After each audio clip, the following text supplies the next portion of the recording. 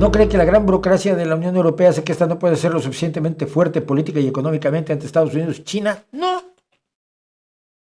Lo de la gran burocracia es una cosa que me cuentan continuamente y que yo no la veo.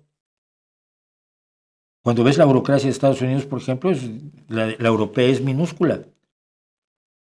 Y que digas que no puede ser lo suficientemente fuerte económicamente ante Estados Unidos, te vuelvo a repetir que el tamaño de la economía de la Unión Europea es igual al tamaño de la economía de Estados Unidos. La de China es mayor que las dos.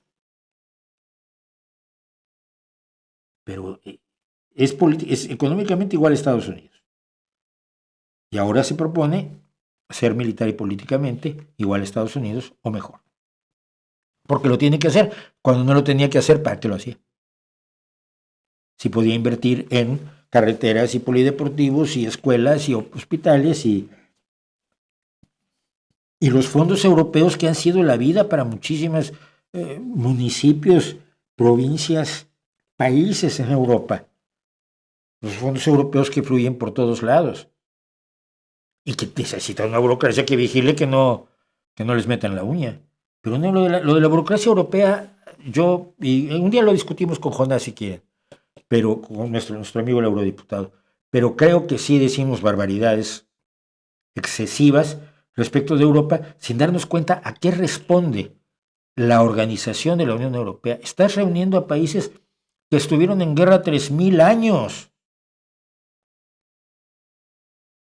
Y tienes que manejar sensibilidades populares muy peculiares, nacionalismos, regionalismos, tribalismos, barrio contra barrio, ciudad contra ciudad.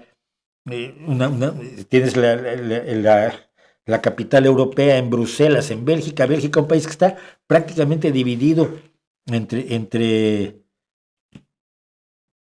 no me acuerdo cómo se llaman, los que hablan flamenco y los que hablan francés. Yo tenía una amiga que me decía, pues que yo soy francófono y mi marido es balón. Y yo tengo días de descanso distintos de los de él. Son dos culturas que están conviviendo a las malas, sin ganas de integrarse una en la otra. Europa es muy así. ¿Se necesita una burocracia grande para poder tener proyectos europeos y empezar a generar una identidad europea? Yo creo que sí, y no es tan grande.